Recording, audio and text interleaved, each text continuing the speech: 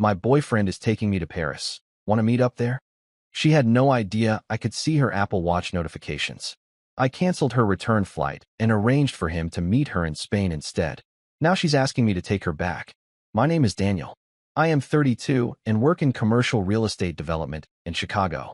My weeks are structured and busy, mostly office meetings and site visits, and I tend to plan my personal life the same way I plan projects. I live downtown, keep a consistent routine, and I am not impulsive with money or relationships. My girlfriend is Ava, 29, a marketing consultant who works remotely. We have been together for just under 2 years and living together for 8 months in my condo. We split groceries and utilities, but the mortgage is mine. We travel a few times a year, and I usually handle the bookings because I like logistics done properly. From the beginning, Ava had a sharp personality.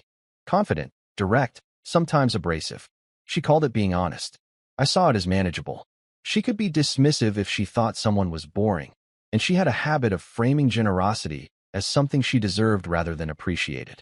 I addressed it early and told her I would not stay in a dynamic where I felt taken for granted. She said I was too sensitive. We moved forward anyway. Last month, I booked a trip to Paris for her birthday. It was not spontaneous. I used airline miles, reserved a hotel near the Seine, and planned dinners. I told her about it 3 weeks before departure so she could arrange her work schedule. She reacted the way she reacts to most nice things.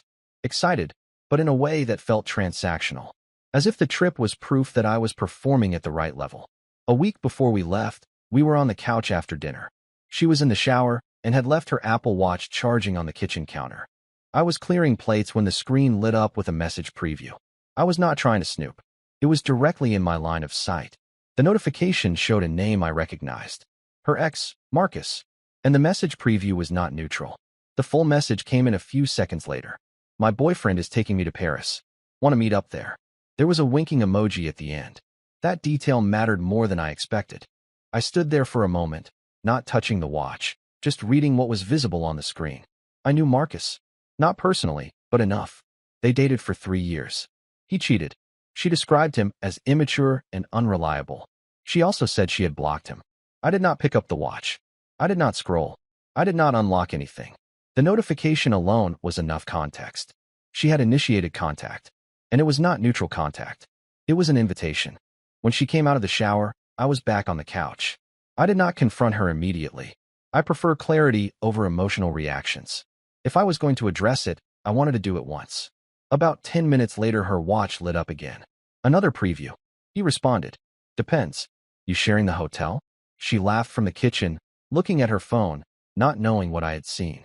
That laugh told me the tone of the conversation. Playful, not hostile. Not closure. Not accidental. At that point, I was not confused. I was done. I do not argue over obvious disrespect. We live together. I am funding the trip. She is inviting her ex to intersect with it. There is no gray area there. Instead of confronting her that night, I asked a neutral question. Are you excited about Paris? She said obviously. Why would I not be? I asked if there was anything or anyone she wanted to see while we were there. She said no, just the usual tourist stuff. She maintained eye contact while saying it. Calm. Convincing. That was the moment I understood something clearly. She was comfortable lying directly to my face without hesitation. So I adjusted my plans. The next morning, I went into my office early and closed the door. I did not tell anyone at work what I was doing. I opened the airline confirmation email and reviewed the booking. 2 round-trip tickets.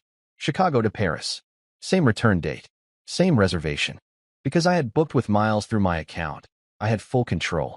I could modify or cancel either ticket without her involvement. I did not act out of anger. I acted out of alignment with reality. If she wanted to invite her ex into the trip, I was not going to compete for space in it. First, I canceled her return flight only. I left the departure intact. That meant she would still fly to Paris as planned. She would not immediately suspect anything. The refund for the return portion went back into my miles account. Then I searched Marcus. He lives in Barcelona now. I knew that from previous stories she told about him finding himself in Europe. It took about 10 minutes to confirm through public social media. Barcelona to Paris is a short flight. So is Barcelona to Madrid. Spain was flexible. I did not need perfection. I needed inevitability. I booked a one-way ticket for her from Paris to Barcelona 3 days into the trip. Same name. Same passport details I had from our prior travel. I forwarded the confirmation to an email address she rarely checks, an old Gmail she used for discount codes. I knew she would not see it immediately. My logic was simple. If she was comfortable inviting him to Paris on my dime, she could experience what that invitation actually costs. That evening she asked if we should make restaurant reservations in advance. I told her I had handled it. Technically, I had. We landed in Paris on a Thursday morning. The flight was uneventful. She slept against the window, and I reviewed a site proposal on my laptop. Nothing outwardly tense.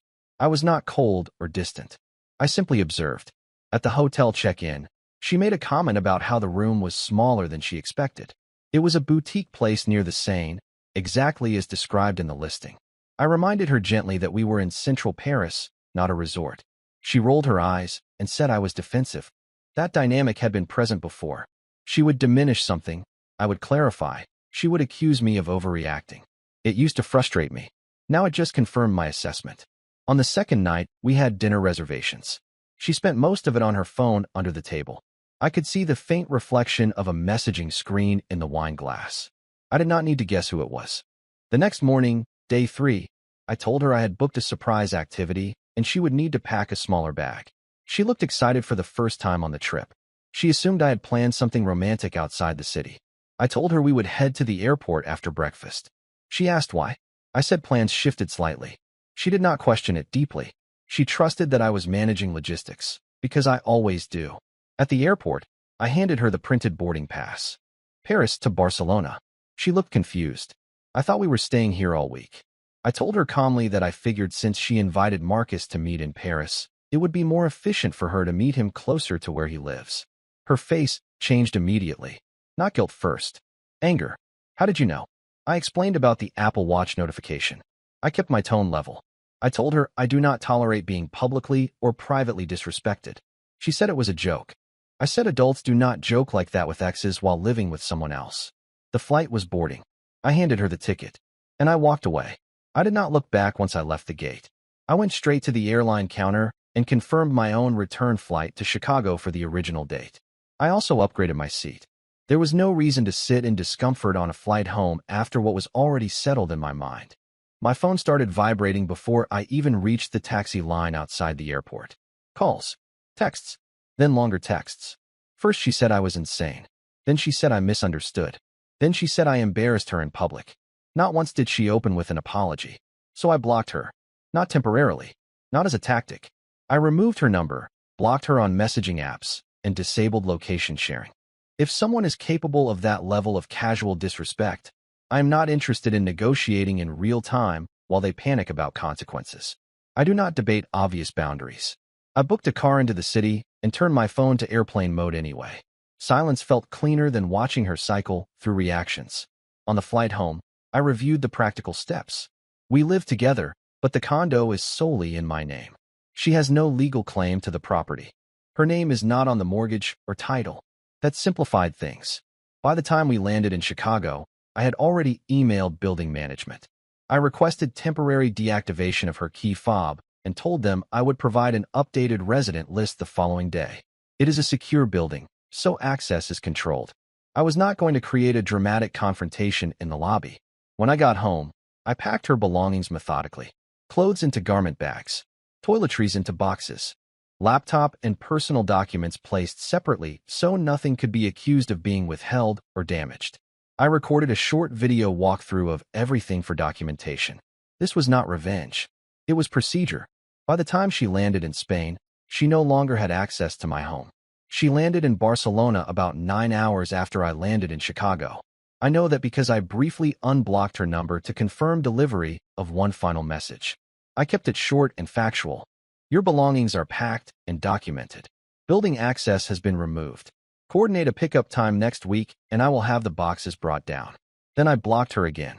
Within an hour, she emailed me instead. Subject line was, "Are you serious?" The tone had shifted.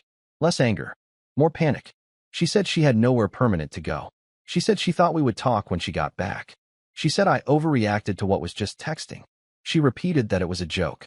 She also added that Marcus had not actually agreed to meet. That part was almost ironic. I responded once by email, so there would be a written record. Inviting an ex to intersect with a trip funded by your partner is not a joke. It is a decision. I do not stay in relationships where that decision feels normal. I also clarified something practical. She had access to her own savings. She works remotely. She has family in another state. She was not financially dependent on me.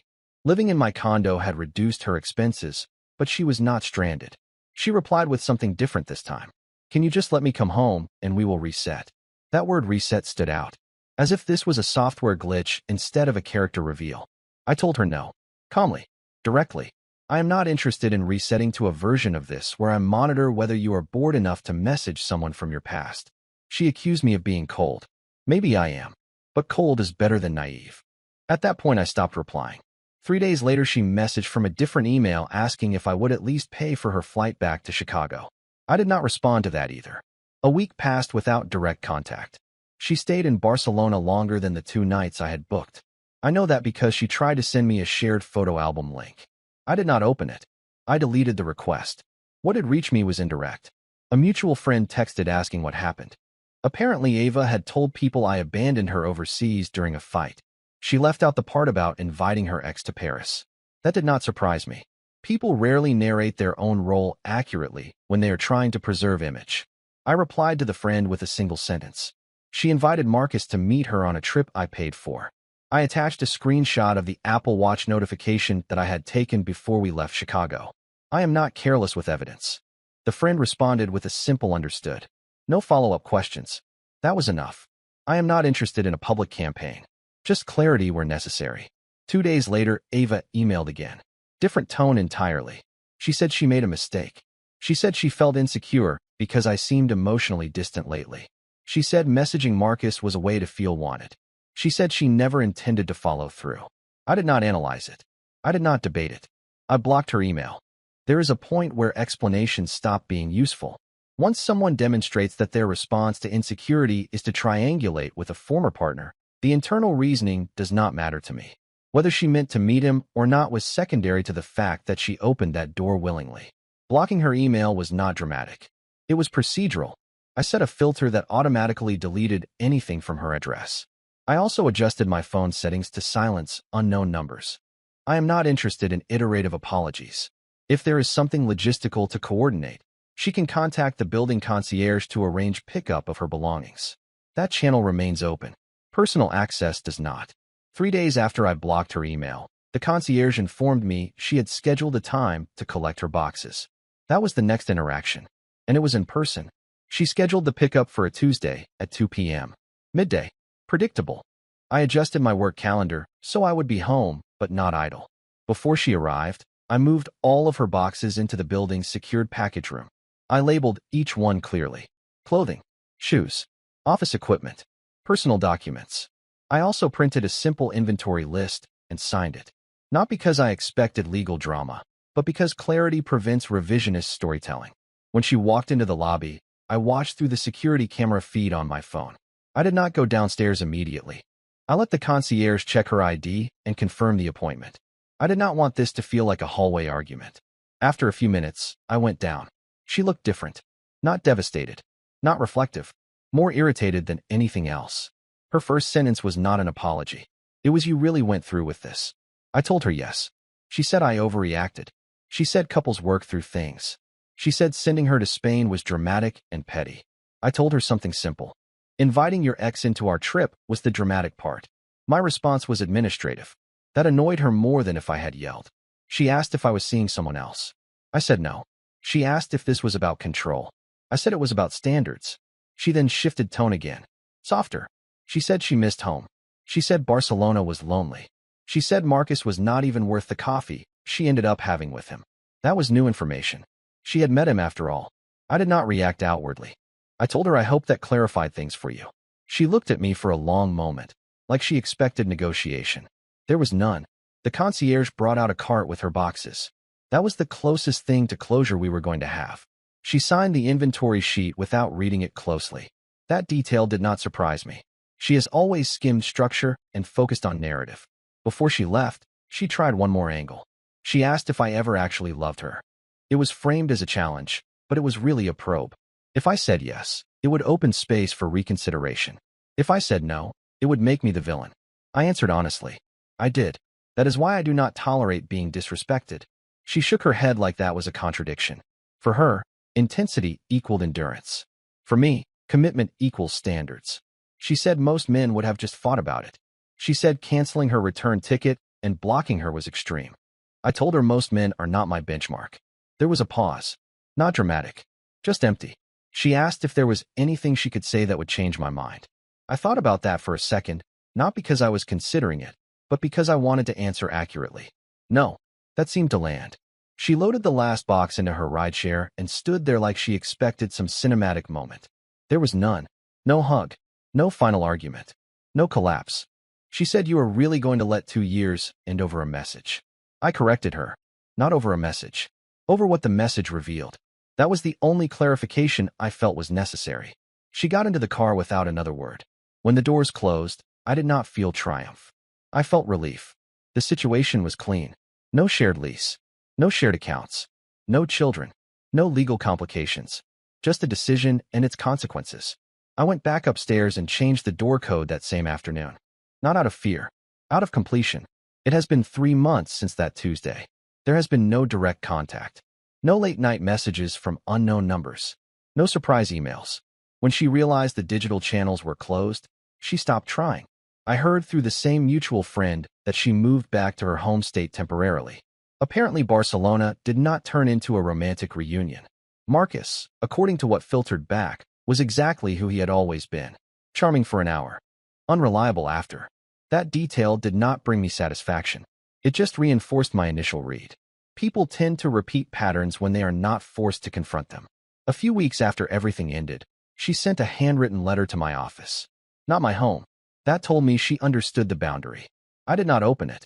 I had my assistant scan the envelope for anything urgent or legal. There was nothing. I shredded it. Some friends told me I handled it harshly. Others said I handled it cleanly. I am not interested in either label.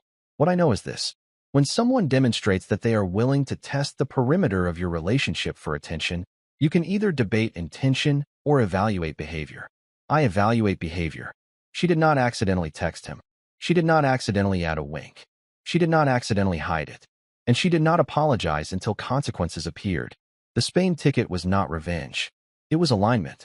If she wanted proximity to her ex, I removed myself from the equation and let that proximity exist without me funding the emotional triangle. There is a difference between forgiveness and self-abandonment. I am not interested in confusing the two. Do I think she regrets it now? Probably. Do I think that regret changes the core instinct that made her send that message? No. And I would rather end 2 years decisively than spend the next 5 wondering who she is texting when her watch lights up. That is the full story. No dramatic ending. Just a boundary enforced once and not revisited.